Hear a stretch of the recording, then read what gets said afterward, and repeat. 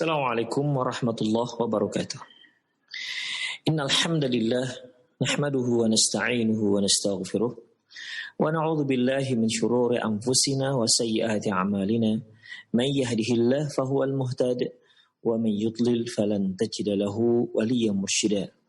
Asyhadu an la ilaha illallah wahdahu la syarika lah wa asyhadu anna Muhammadan 'abduhu wa rasuluhu alladzi la nabiyya ba'dah. وقال الله سبحانه وتعالى يا أيها الذين آمنوا اتقوا الله حق تقاته ولا تموتن إلا وأنتم مسلمون وقال عز من قال يا أيها الذين آمنوا اتقوا الله وقولوا قولا سديدا يصلح لكم أعمالكم ويغفر لكم ذنوبكم ومن يطع الله ورسوله فقد فاز فوزا عظيما يا أيها الناس اتقوا ربكم الذي خلقكم من نفس واحدة وخلق منها زوجها وبث منهما رجالا كثيرا ونساء واتقوا الله الذي تساءلون به والأرحام إن الله كان عليكم رقيبا أما بعد نستقى الحديث كتاب الله وخير الهدي هدي محمد صلى الله عليه وسلم وشر الأمور محدثاتها وكل محدثة بدعة wa kullu bid'atin dhalalah wa kullu dhalalatin finnar. Kaum muslimin dan kaum muslimat, para pemirsa Roja TV dan pendengar Radio Roja dimanapun Anda berada, alhamdulillah kita kembali bertemu dalam acara perjalanan setelah kematian, di mana pembahasan ini kita ambil dari kitab Qiyamatus Sughra. Ikhwah, di kajian lalu kita telah membahas bagaimana bentuk nikmat yang Allah Subhanahu wa taala sediakan untuk orang yang beriman di dalam kuburannya. Di mana ketika seorang mukmin ditanya oleh dua malaikat dan dia mampu menjawab 3 pertanyaan yang diajukan pada dirinya, maka Allah Subhanahu wa taala memerintahkan agar dibentangkan untuk dia bentangan dari api dari surga, kemudian diluaskan kuburannya seluas mata memandang, kemudian dibukakan kepadanya untuknya pintu surga sehingga dia bisa melihat nikmat surga yang nanti akan dia dapati di hari kiamat kelak. Kemudian Allah Subhanahu wa taala juga mengirim seorang yang sangat tampan, rupawan, dengan baju yang sangat indah, dengan aroma semerbak aroma wangi yang luar biasa, dan itu akan menemani dia. Orang ini merupakan amalan soleh yang pernah dia lakukan selama di dunia. Kemudian ikhwah, dan doa orang mukmin ini hanya satu, yaitu Rabbi aqimis sa'ah. Ya Allah, segerakan terjadi hari kiamat. Kemudian dia juga ingin mohon kepada Allah agar diperkenankan untuk kembali keluarganya, tujuannya untuk memberitahukan bahwasanya dia berada dalam nikmat di dalam kuburannya. Namun Allah Subhanahu wa taala tidak memperkenankan, dan Allah katakan uskun, tenanglah kamu dalam kuburanmu. Kemudian ikhwah, lantas bagaimana dengan nasib orang kafir? Bagaimana dengan nasib orang fajir? Para pelaku dosa. Rasulullah SAW juga sudah menjelaskan masalah ini, ikhwah. Mungkin para pemirsa masih ingat hadis Rasulullah SAW ketika orang kafir dimakamkan di kuburannya, kemudian nyawanya dikembalikan padanya, kemudian atahu malakani aswadan azraqan. Maka dia akan datangi oleh 2 malaikat yang warnanya hitam kebiru-biruan.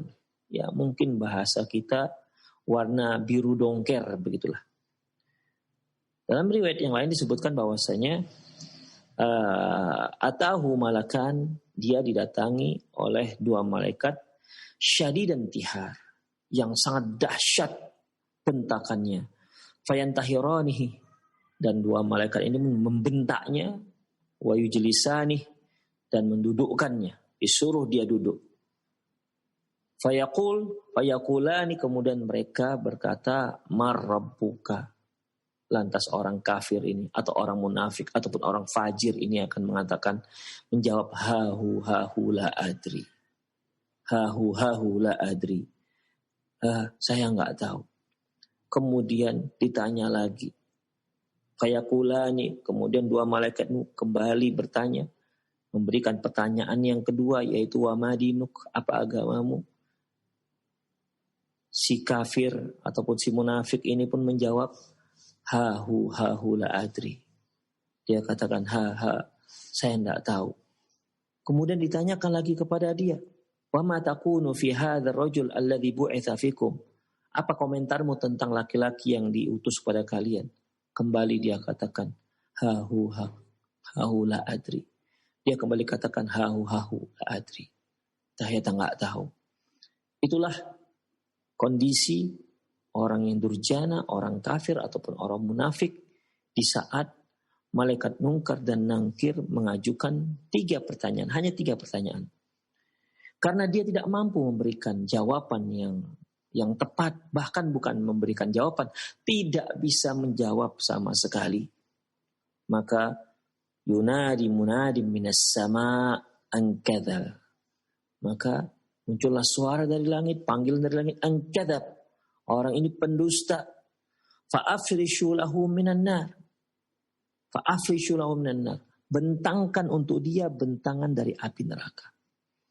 Kalau orang mukmin, bentangkan untuk dia bentangan dari surga. Kita sudah bisa bayangkan bentangan yang Allah bentangkan untuk dia di kuburan. Apakah bentangan ini bentuk karpet atau apalah, kita tidak tahu. Intinya dia berada di atas bumi yang dia pijak itu seperti buminya, seperti tanahnya surga. Ya, ia penuh dengan kesejukan, kesegaran, hijau dan seterusnya. Adapun orang kafir dibentangkan untuknya bentangan dari api neraka. Kita tahu bagaimana api neraka. Api neraka itu yang panasnya merupakan 70 kali lipat dibandingkan panasnya api di dunia. Dalam riwayat lain bahkan menyebutkan bahwasanya api dunia itu merupakan 1 bahagian dari 99 bahagian dari api neraka. Inilah yang dibentangkan untuk orang kafir ini.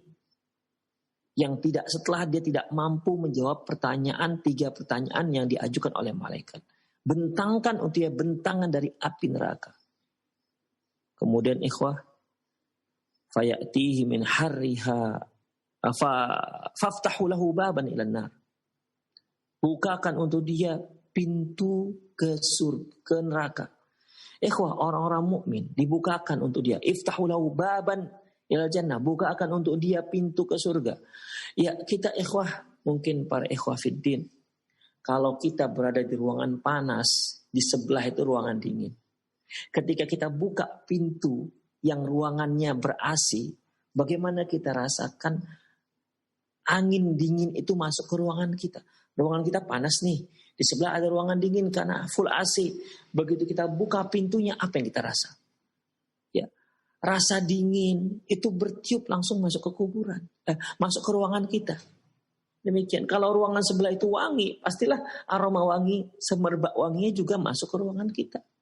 Demikian halnya dengan kuburan. Ketika Allah mengatakan iftahul lahu baban ilal jannah, bukakan untuk dia pintu ke surga. Allahu Akbar.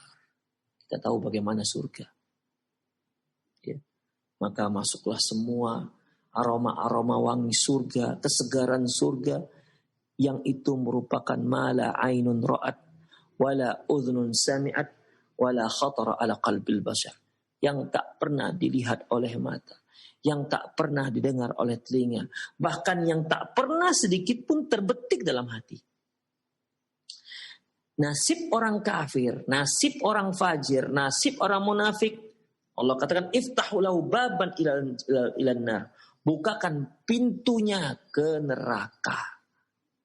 Ikhwah, kalau sebaliknya di tempat kita ya udara biasa. Di sebelah itu panas, atau kita katakan saja tempat tanur begitu, ya. Orang bakar apa begitu, tempat pembakaran, dibuka pintu pembakaran, itu apa yang kita rasakan? Tentu rasa panas. Masuk ke kubur, masuk ke ruangan kita. Demikian juga hal ini, ikhwah. Kalau tanur yang ada tempat membakar roti atau open lah kita katakannya, tempat membuat kue yang biasa dipakai oleh ibu-ibu, bakar kue. Ya kalau kita buka pintunya, pintu open tersebut, kan keluar panas, rasa panasnya. Demikian ikhwah. Ya. Demikian juga halnya dengan ini. Ketika dibukakan, iftahu lahu baban ilal nar, bukakan pintunya ke neraka. Ketika Allah bukakan, maka masuklah ke kuburannya. Rasa panas yang luar biasa.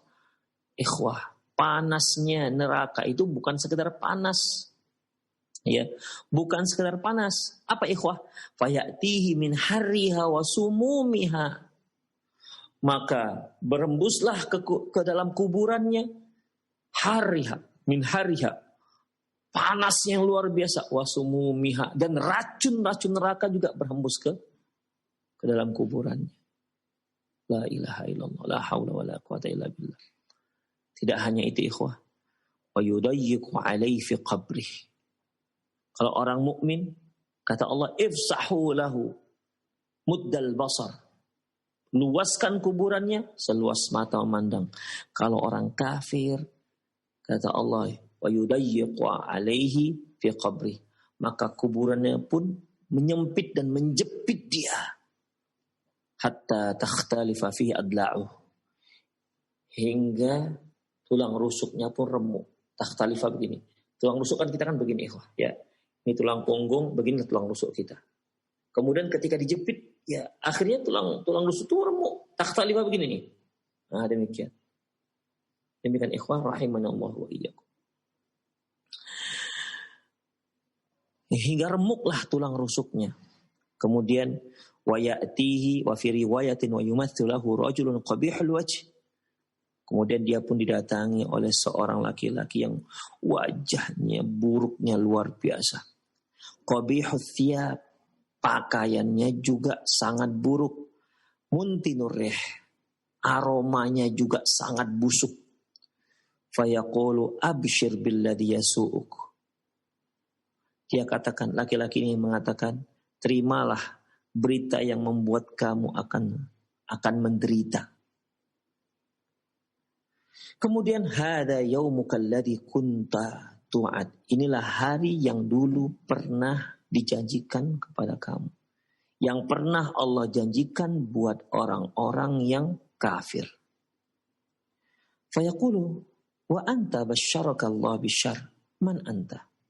Kemudian si kafir ini pun mengatakan bahwasanya kamu ini siapa? Di mana Allah telah mengutusmu untuk membawa berita buruk. Man anta? Sebenarnya kamu ini siapa?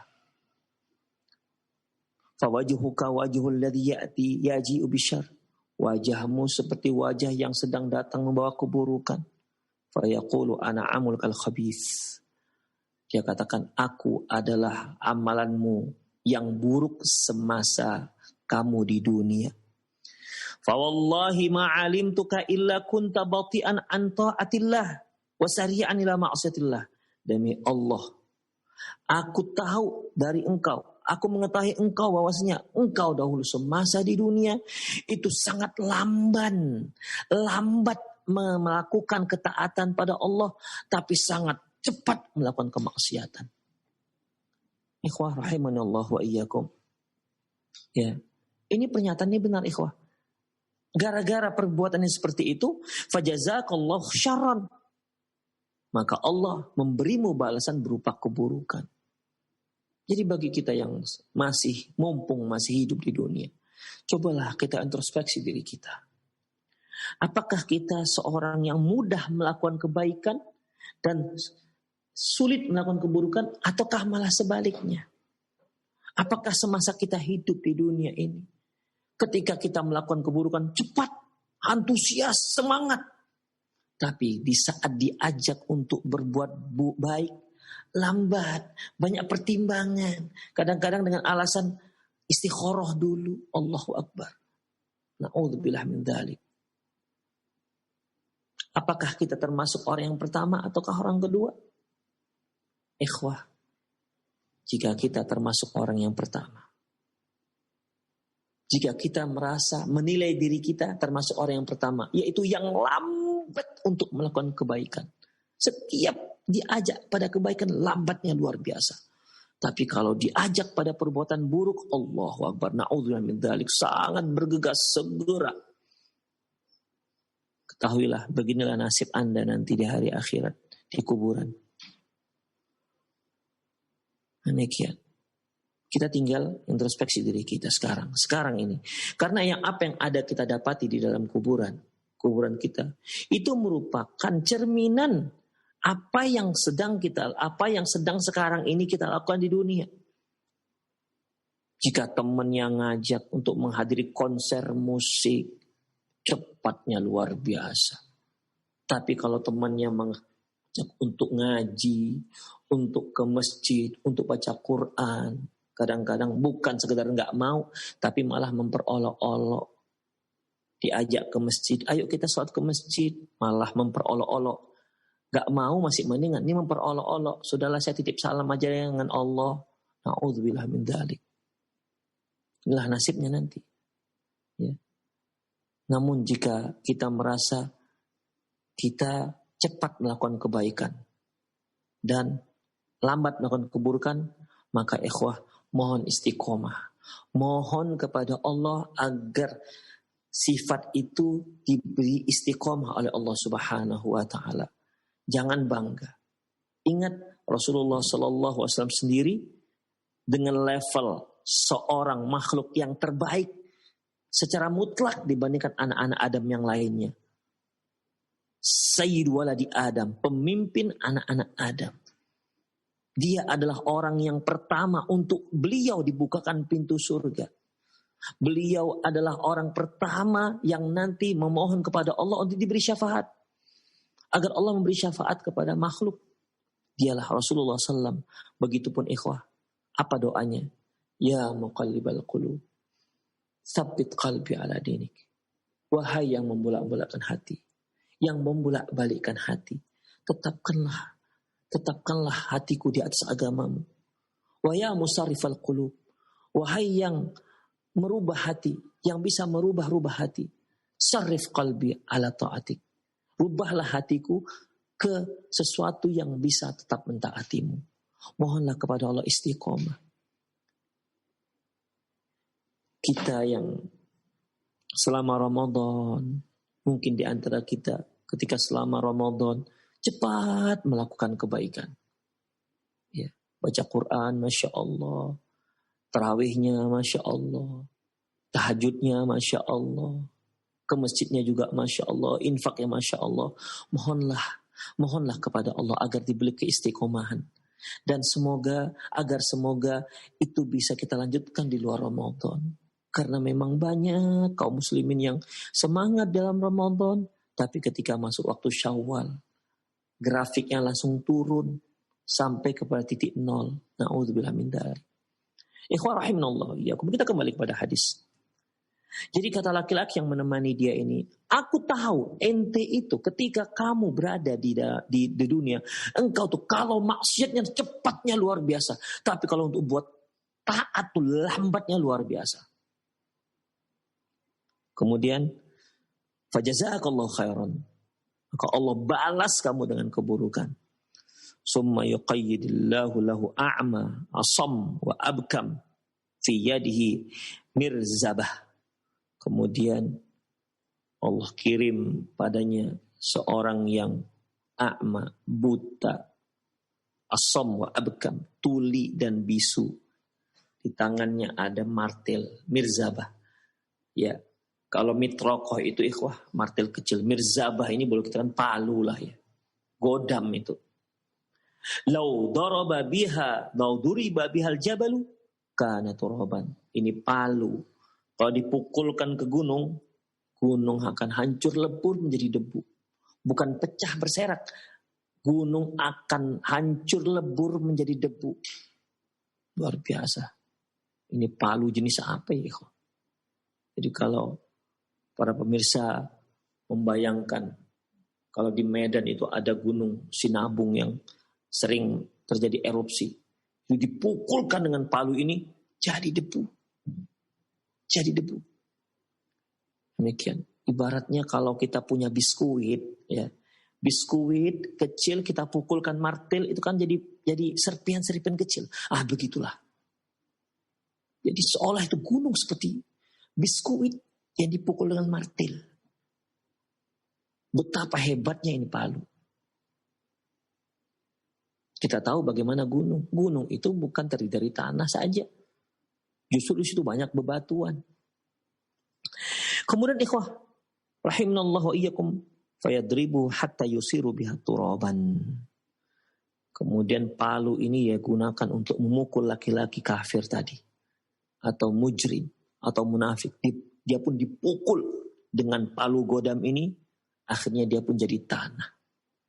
Ikhwah rahimanallahu wa iyyakum. Mungkin salah seorang kita memikir, apa bisa manusia dipukul jadi tanah? Manusia itu kan banyak cairan-cairannya. Ya kalau manusia dipukul ya dia paling penyet dan banyak cairan, lupa darah atau apalah namanya.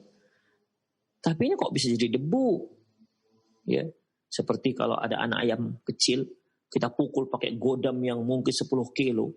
Itu kan nggak bisa jadi debu. Ya saja penyet, begitu. Penyet, nggak jadi debu. Mungkin salah seorang kita mikirnya begitu. Ikhwah rahimanallahu wa iyyakum. Tadi kan Allah sudah katakan, ya, dibukakan untuk dia pintu neraka. Ini kan panas yang membakar. Ya, panas yang membakar. Demikian ikhwah.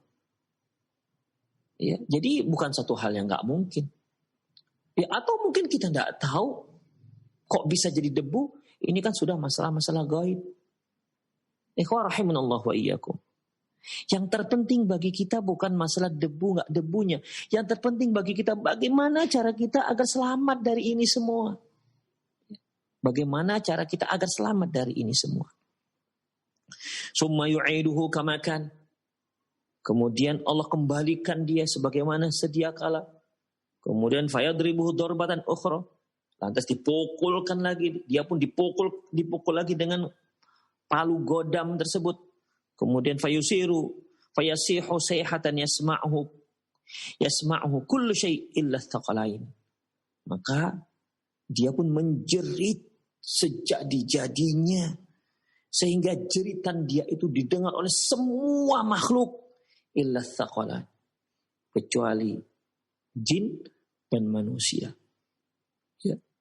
Kecuali jin dan manusia. Ikhwah, mungkin para pemirsa masih ingat kajian kita yang lalu di mana Rasulullah Shallallahu Alaihi Wasallam pernah mengatakan, Inna hadil ummah tubtala fi quburiha.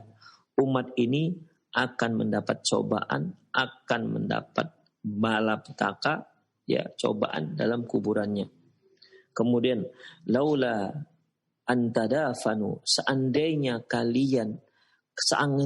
aku tidak memikirkan kalian nanti tidak akan mau.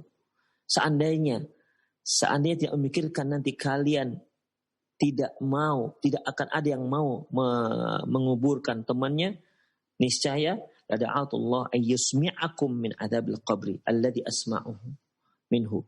Niscaya aku akan berdoa kepada Allah agar kalian juga bisa mendengar adab kubur yang sekarang aku dengar. Ya, kalau kita bahasakan ini lebih enak. Ya, seandainya aku sebenarnya ingin berdoa kepada Allah agar kalian bisa mendengar adab kubur seperti yang aku dengar. Tapi saya khawatir kalau itu kudoakan dan makbul, dan makbul, kalian nanti tidak akan mau menguburkan teman kalian. Karena kalian mendengar, begitu sudah mendekati kuburan saja, sudah mendengar teriakan-teriakan orang yang diadab dari kuburannya. Siapa yang tahan? Siapa yang mau nanti menguburkan ataupun mengebumikan teman-temannya? Demikian. Jadi manusia dan jin itu tidak mendengar azab kubur. Ini merupakan salah satu nikmat yang Allah Subhanahu wa taala berikan kepada kita. Demikian ikhwah rahimanallah wa iyyakum. Jadi ternyata jeritan orang-orang yang sedang disiksa dalam kubur itu didengar oleh semua makhluk Allah Subhanahu wa taala. Hewan mendengarnya. Ya, manusia yang enggak mendengar. Dan jin. Summa yuftahu lahu bab minan nar. Kemudian dibukakan padanya pintu neraka. Fayumhadu min farashin nar.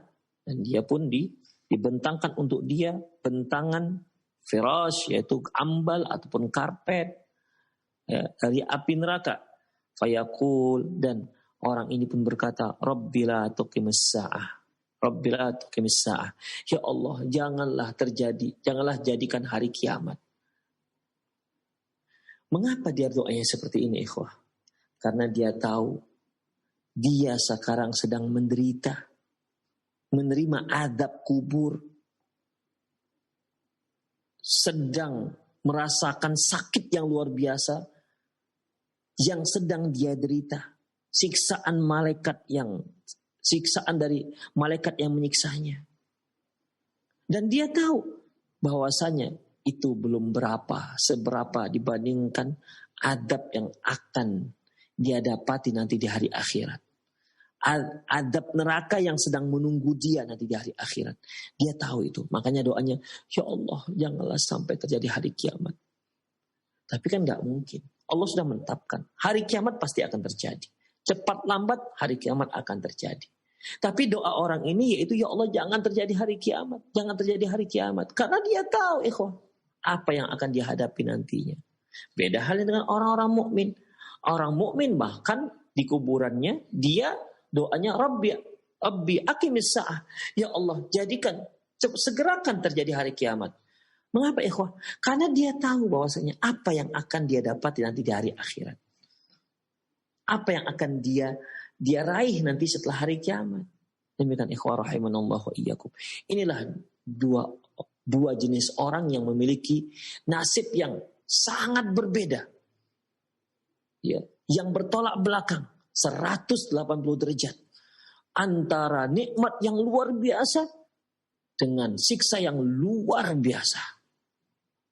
Nanti di hari akhirat orang ini akan mendapatkan nikmat surga yang luar biasa, lebih nikmat dibandingkan nikmat yang dia dapati dalam kuburnya. Sementara orang yang ini dia akan mendapatkan siksa yang luar biasa, jauh lebih hebat, lebih dahsyat ketimbang azab kubur yang sedang dia dapati. Demikian ikhwah rahimanallah. Itulah bentuk azab dan nikmat kubur yang akan dihadapi oleh manusia. Wa min hadithi Anas anna al-'abda al-mu'min idza ajaba al-ijabata as-sadiqah fi qabrihi. Dalam hadis yang diriwayatkan dari Anas bahwasanya apabila seorang hamba mukmin jika dia bisa menjawab dengan jawaban yang benar dalam kuburannya, yuqalu lahu undur ila maq'adika minan nar, maka dikatakan kepadanya, kamu lihat itu tempatmu di neraka. Abdalakallahu bihi maq'ad minal jannah. Allah rubah dengan tempatmu di dalam surga. Maksudnya ikhwan begini. Jadi orang mukmin ini setelah mampu memberikan jawaban yang baik, ya, Allah perlihatkan kepada dia neraka. Bagaimana azab neraka yang sangat dahsyat. Ya. Lantas dikatakan padanya, kalau kamu berbuat maksiat atau kamu kafir semasa dunia, ini tempatmu. Kamu lihat bagaimana dahsyatnya, bagaimana luar biasanya azab yang Allah sediakan dalam api neraka. Tapi karena engkau orang mukmin, maka Allah tempatkan kamu di sini. Allahu Akbar. Itu membuat semakin bersyukurnya seorang mukmin. Semakin bersyukurnya seorang mukmin, ikhwah. Bagaimana tidak? Dia sudah lihat bagaimana dahsyatnya neraka. Dahsyat yang luar biasa. Allah tempatkan dia di nikmat yang luar biasa, sangat kontras. Rasa syukur yang luar biasa itu akan muncul dalam hati seorang mukmin. Karena dia sudah bisa membandingkan, ikhwah. Ya. Beda halnya kalau Allah tak perlihatkan dia neraka, langsung Allah perlihatkan surga. Tentu rasa syukur, rasa nikmat yang dia rasakan itu tidak seperti kalau Allah tunjukkan bagaimana nerakanya. Ikhwah, ini sama seperti ini. Ya, ketika seorang itu semasa dia hidup sempat mengalami kemiskinan, kemudian Allah bangkitkan ekonominya sehingga dia menjadi orang yang mampu. Tentu dia akan mengetahui bagaimana perjuangan kehidupan dia. Karena dia berjuang dari mulai kecil, dari mulai nol hingga dia mampu. Dia akan menghargai setiap apa yang Allah berikan kepada dia. Karena dia pernah dalam titik yang tidak mampu. Beda halnya dengan seorang anak yang begitu lahir, dia dapati orang tua yang sudah kaya raya. Apa yang dia inginkan dia dapati. Apa yang dia mau dia bisa beli. Demikian ikhwah rahimanallahu wa iyyakum. Ya. Tentu nikmat yang dirasakan orang yang pertama itu lebih besar. Yang dia rasakan, dia menghargai orang, dia juga bahkan bisa mengasihani orang-orang fakir. Kenapa? Karena dia pernah ada di titik tersebut. Rasa sayang dia terhadap orang fakir bisa lebih mudah tumbuh ketimbang seorang yang pernah merasakan bagaimana sakitnya menjadi seorang yang tidak ada apa-apa, tidak memiliki apapun. Ini orang mukmin. Allah, Masya Allah. Allah itu tahu bagaimana cara mengembirakan orang-orang. Allah sangat paham bagaimana cara membuat orang mukmin itu sangat gembira. Dia perlihatkan dahulu neraka, kemudian kata Allah, nih, kalau kamu dulu masa di dunia ini durjana, ini tempatmu. Tapi Allah tidak. Kamu orang saleh, kamu tempatnya di sini. Allah sejuk hati ikhwah. Karena melihat siksaan itu saja kan sudah, aduh gimana begitu ikhwah. Ya. Kemudian qala Nabi SAW fayarahuma jami'an. Dia melihat kedua-duanya. Ya. Qala Qatadah fadzakara lana fadzukira lana annahu yufsahu lahu fi qabri. Kata Qatadah, maka dibukakanlah untuknya, maka dilapangkan kuburannya. Wa dzukira fil hadis Anas. Kemudian masih dalam hadis Anas disebutkan annal kafir awil munafiq wal munafiq annal kafir wal munafiq. Ya, ba'da ayyujiba fi qabrihi tilkal ijabatul kadhibah, ketika mereka menjawab dengan jawaban yang salah atau tak bisa menjawab, yuqalu lahu la daraita wa la talaita. Dikatakan kepadanya, kamu nggak tahu. Summa yudrabu bimitraqatin min hadidin darbatan baina udhunayhi. Kemudian dipukulkan kepalanya dengan martil. Fayusihu sayhatan yasma'uha mayyalihi illa thaqalain. Maka suara jeritan pukulan tersebut, ya, dipukul, menjerit, suara jeritan itu didengar oleh orang-orang yang ada, oleh semua yang ada sekitarnya, kecuali jin dan manusia. Akhrajal Bukhari wal Muslim. Hadis ini diriwayatkan oleh Imam Bukhari Muslim. Wa fil lafzil hadis al-Bukhari wal Muslim wal lafzul hadis al-Bukhari. Hadis yang telah kita sebutkan itu lafaz disebutkan dalam Sahih Bukhari. Walil Muslim, adapun lafaz yang diriwayatkan oleh Imam Muslim, innal abda idza wudi'a fi qabri, sungguh seorang hamba apabila dia diletakkan dalam kuburannya, artinya dikebumikan dalam kuburannya, summa dzukira nahwa mimma taqaddama fi qawlihi, kemudian sebutkanlah apa yang telah kita sebutkan pada hadis sebelumnya, wa dzukira lana, kemudian sebutkan annahu yufsahu fihi sab'ina dira'an, diluaskanlah kuburannya seluas 70 hasta. Wa yumla'u alaihi hadiran ila yaumi yub'atsun. Kemudian kuburannya akan dipenuhi dengan hijau-hijauan hingga hari berbangkit nanti. Wa fi riwayatil Abi Daud annal 'abdal mu'min ba'da an yus'al wa yujib bahwasanya dalam hadis yang diriwayatkan oleh Imam Abi Daud bahwa seorang hamba mukmin setelah dia ditanya dan mampu menjawab, maka fayantaliqu bihi ila baitin kana lahu finnar. Maka dia pun dibawa ke rumah untuknya di dalam neraka. Fayuqalu hadza kana lak. Dikatakan ini seharusnya punyamu. Walakinallah asamak. Tapi Allah menyelamatkanmu dari rumah neraka tersebut. Fa'abdalaka bihi baitan fil jannah. Dan kemudian Allah ganti dengan rumahmu di surga. Fayarahu, dan dia pun melihat. Fayaqulu da'uni hatta adhab fa'abshir wa absiru ahli. Kemudian dia pun minta, biarkanlah aku agar aku bisa kembali ke keluargaku untuk memberitahu mereka kabar gembira ini. Fayuqalahu uskun, maka dikatakan kepadanya uskun, sudah kamu tetap saja tinggal tenanglah di dalam kuburan ini. Jadi tidak diizinkan dia pulang ke keluarganya, tidak diizinkan dia untuk menemui keluarganya. Demikian ikhwah rahimanallah wa iyyakum. Ya, ini kan masalahnya masalah gaib ikhwah. Jadi kalau ada di tengah-tengah masyarakat kita bahwasanya si fulan ketika meninggal masih gentayangan, rohnya masih gentayangan, sambil melihat-lihat keluarganya. Ada juga yang menyebutkan dari hari pertama dan hari ketiga dia masih di rumah lihat-lihat keluarganya, nanti dia pergi, nanti hari ketujuh dia akan kembali lagi lihat-lihat. Ikhwah, ini sama sekali tidak ada dasarnya dari Al-Quran dan Sunnah Rasulullah SAW. Ya, ini masalah gaib ikhwah. Ini masalah gaib, bukan masalah pengalaman. Siapa kira-kira yang pernah berpengalaman yang dia menceritakan pengalamannya kepada kita? Dia sudah mati, kemudian pengalaman ada hidup lagi, dia ceritakan kepada kita. Kan tidak ada, ikhwah. Ya. Kalau kata-kata orang ya bisa-bisa saja, ikhwah. Demikian, tapi apa buktinya? Sementara masalah gaib itu Allah katakan alimul ghaibi fala yudhiru ala ghaibi ahada. Allah itu maha mengetahui ilmu gaib. Fala yudhiru ala ghaibi ahada.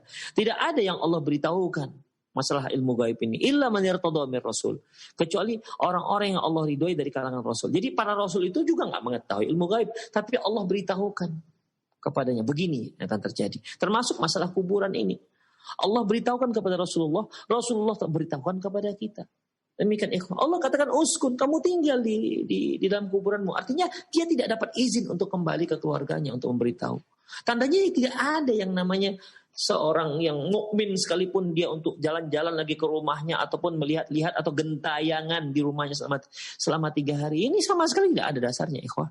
Rahimanallahu. Bagi siapa yang berkata seperti itu, karena ini masalah gaib, dia harus mendatangkan bukti dari Al-Quran dan dari sunnah Rasulullah yang sahihah. Harus datangkan bukti. Tapi kalau melalui pengalaman orang, iya Pak, saya melihat orang tua saya selama 3 hari. Kadang-kadang di sudut sana dia jongkok ngeliatin saya. Kadang-kadang di depan gang sana dia berdiri melihati saya.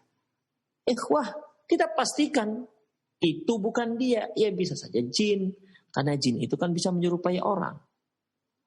Ya. Jin bisa menyerupai manusia.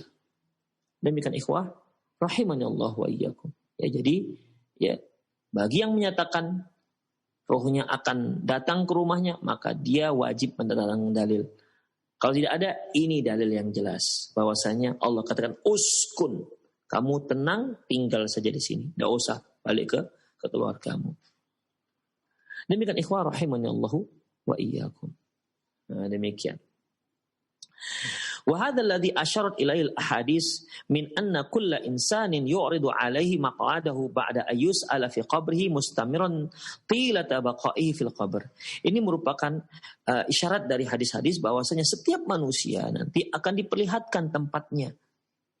Akan diperlihatkan tempatnya nanti di hari akhirat setelah dia ditanya dalam kuburannya. Dan itu terus ya. Dan dia itu terus sampai selama dia dalam kuburannya. Waqad syaraha bidzalika Rasulullah, dan Rasulullah dengan jelas dan terang lugas menyatakan seperti itu.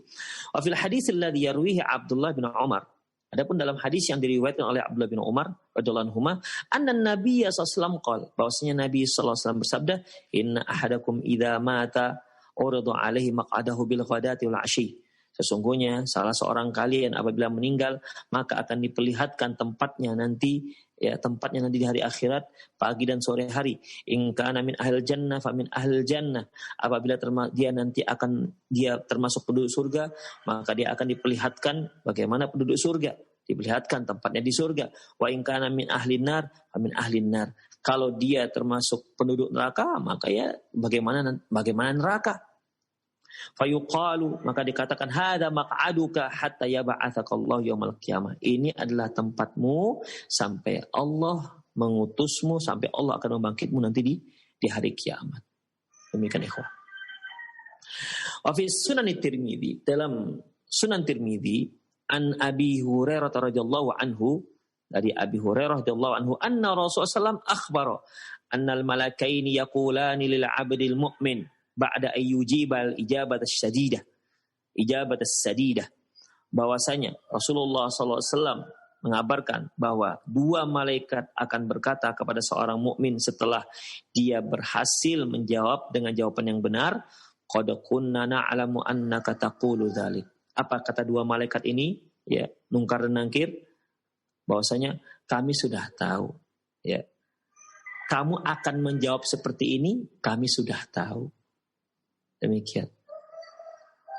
Summa yufsahu lahu fi qabrih 70 dhira'an fi 70.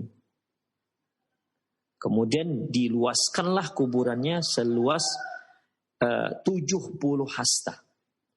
Summa yunawwiru lahu fi, kemudian diterangkan kuburannya. Jadi kuburannya terang, tidak gelap. Summa yuqalu lahu nim, kemudian dikatakan padanya tidurlah. Fayaqulu arji ila ahli fa ukhbiruhum. Tapi dia minta, aku ingin kembali kepada keluargaku untuk mengabarkan kepada mereka. Artinya untuk mengabarkan bahwasanya dia mendapat nikmat kubur. Fayaqulan, kata malaikat ini, nim, udah tidur aja. Kanaumatil urus alladzi la yuqidhu illa ahabba ahluhu ilahi. Dikatakan padanya, sudah tidur saja kamu, ya seperti tidurnya pengantin, di mana kamu tidak akan bangun kecuali kamu tidak akan bangun kecuali yang membangunkanmu adalah keluargamu yang paling kamu cintai. Jadi kalau dia punya sekian orang istri, maka yang membangunkan dia siapa? Istrinya yang paling dia cintai. Nah demikian. Jadi tidurlah kamu, ya. Tidurlah kamu seperti tidurnya pengantin, di mana kamu tidak akan ada yang membangunkanmu kecuali orang yang paling kamu cintai. Ikhwah rahimanallahu wa iyyakum. Kalau kita dibangunkan oleh orang yang kita cintai, kan kita bangun dengan senang hati. Kita bangun, kita lihat orang yang kita cintai. Artinya ini juga sebuah kenikmatan, ikhwah. Coba kalau kita dibangunkan oleh orang yang paling kita benci, kan muncul kejengkelan. Dia pula yang membangunkan aku. Kenapa kau yang membangunkan? Gitulah kira-kira. Jengkel hati kita. Kenapa dia yang membangunkan? Mungkin kita bisa marah dengan dia. Ya. Tetapi ini tidak, ikhwah. Dia dibangunkan oleh orang yang paling dia cintai. Ya, kalau kita sekarang di dunia, Bi bangun Bi, sudah siang. Begitu kira-kira ya. Bi bangun Bi, sarapan. Begitu. Bi bangun Bi. Artinya, Masya Allah, ikhwah, bagaimana nikmatnya ketika kita dibangunkan oleh orang yang paling kita cintai. Begitu kita buka mata, sudah kita rasakan kasih sayang itu. Sudah kita rasakan hangatnya kasih sayang itu. Kemudian, hatta yab'atsallahu min madja'i dzalik. Hingga Allah bangkitkan dia dari tempat tidurnya itu. Wa annahuma yaqulani lil munafiq. Dua malaikat ini akan juga berkata kepada orang munafik. Qad kunna na'lamu annaka taqulu dzalik. Artinya dua malaikat ini memberikan pertanyaan kepada orang munafik, kemudian dia tak bisa menjawab. Kata malaikat, kami tahu kamu seperti ini jawabannya. Ya. Kami tahu itu. Fayuqalu lil ardi. maka dikatakan kepada bumi, iltaimi alaihi falta'ama alaihi. Maka dikatakanlah kepada orang-orang, kepada bumi, iltaimi alaihi, jepitlah dia, ya jepitlah dia, falta'ama alaihi, maka bumi pun menjepitnya, fatakhtalifu atla'uhu wala yazalu mu'adzaban hatta yab'athahu Allah min madja'i dzalik. Dan dia terus mendapat azab hingga Allah membangkitkannya dari tempatnya tersebut. Demikian ikhwah. Jadi baik orang mukmin maupun orang kafir atau munafik atau fajir, kedua-duanya tidak ada kesempatan untuk datang kembali ke mengunjungi keluarganya. Ya. Orang yang mukmin di mana dia disibukkan dengan nikmat kuburnya, ya, bahkan dia yang minta agar mau menceritakan bagaimana nasibnya dalam kuburan, tak dapat izin. Adapun orang kafir, jangankan minta izin, ikhwah. Gimana mau minta izin? Kalau orang mukmin minta izin itu masih bisa lah, ya mungkin masih dikabulkan. Ya, tapi kan nggak dikabulkan permintaan tersebut. Tapi orang munafik, gimana mau diizinkan? Dia itu sedang dihukum, dia itu sedang diadab habis-habisan oleh malaikat munkar dan nakir. Dia sedang diadab habis-habisan. Demikian. Gak ada waktu dia untuk menjenguk keluarganya. Gak ada, ikhwah. Apa dia minta, mohon pada malaikat tolonglah, aku mau nengok istriku, rindu. Apa ada seperti itu? Gak mungkin, ikhwah. Gak teringat lagi dengan istrinya. Kenapa? Karena dahsyatnya, sakitnya yang namanya azab kubur. Dan malaikat gak akan mungkin, ya, gak akan mungkin mengabulkan. Alah kawin, begitu kira-kira kan bahasa kita. Minta izin pula, kau sedang dihukum, gitulah kira-kira ikhwah. Ya bahasa kira-kira lebih kurang begitulah. Ya kalau itu terjadi, ya makanya nggak akan mungkin. Jadi baik orang yang meninggal itu, baik yang mukmin maupun yang kafir, yang fajir, yang munafik itu nggak akan ada mereka diizinkan balik ke keluarganya. Ya, nggak akan ada diizinkan kembali ke keluarganya. Yang mukmin mereka sedang tidur seperti tidurnya pengantin. Tidur. Ya ikhwah, kalau jangankan tidur pengantin, kita saja kalau sudah letih, kemudian kita tidur, nggak usah tidur pengantin lah. Ya, tidur kita capek mau tidur, pulas, apa teringat teringat kita lagi mau makan, apa teringat lagi kita mau mau yang lain-lain, kan tidak ikhwah. Semuanya kita ingin, kita cuma satu, yaitu tidur. Ya. Istri kita pun ketika kita sudah mulai ngantuk, sangat ngantuk, kemudian disediakan, bang makan dulu bang, aduh dek nantilah dek, abang mau tidur dulu. Demikian ikhwan, dia tidur. Naumal arus. Tidurlah kamu seperti tidurnya para pengantin ikhwan. Bagaimana tidur pengantin? Ya mungkin para pemirsa yang sudah menikah tahulah gimana ketika dia di awal-awal dia menikah. Pengantin baru bagaimana tidurnya. Demikian ya. Enggak keluar kamar. Demikian ikhwah. Itulah dia. Ya, begitulah dia, nyenyaknya luar biasa. Dia bersama orang yang dia cintai sekarang ini. Demikian ikhwah, rahimani Allahu wa iyyakum. Jadi enggak ada kesempatan untuk, bukan tidak ada, bahkan tak diizinkan untuk balik ke keluarganya, apalagi yang sedang diadab oleh Allah Subhanahu wa taala. Demikian ikhwah, rahimani Allahu wa iyyakum. Ya, itulah bentuk adab. Itulah bentuk adab yang Rasulullah SAW gambarkan kepada kita, ya, baik azab kubur yang akan ditimpakan Allah kepada orang-orang munafik, orang kafir, orang fajir, dan yang akan Allah juga bentuk nikmat kubur yang Allah Subhanahu wa taala berikan kepada orang-orang mukmin. Kemudian muncul satu pertanyaan. Wahal yu'adzabul muslimun fi quburihim. Apakah orang-orang muslim juga akan diadab di kuburan? Saya kira ikhwah, judul ini sudah bisa kita jawab. Karena dalam hadis-hadis yang sudah kita bacakan, ya, orang mukmin kan juga yang mendapat adab itu kafir, munafik, wal fajir. Nah, demikian. Coba kita lihat. Qala Al-Qurtubi, berkata Imam Qurtubi, qala Abu Muhammad bin Abdul Haq, berkata Abu Muhammad bin Abdul Haq, "I'lam anna al-'adzab al-qabri laisa mukhtassan bil kafirin." Ketahuilah bahwasanya azab kubur itu tidak hanya khusus untuk orang kafir. Wala mauqufan 'alal munafik, tidak hanya khusus untuk orang munafik. Bal yusyarikuhum fihi ta'ifatun minal muslimin. Bahkan adab kubur itu juga akan ditimpakan kepada sebahagian orang-orang mukmin. Wa kullu ala halihi min amali. Semua itu adabnya sesuai dengan amalan yang dilakukan ketika dia di dunia. Wa mastaujabahu min wa mastaujabahu min khati'atihi wa zalalihi. Ya, sesuai dengan kesalahan ataupun ketergelincirannya semasa di dunia. Wal adillatu ala anna al-mu'min qad yu'adzab fi qabrihi bisababi dhunubi katsiratun.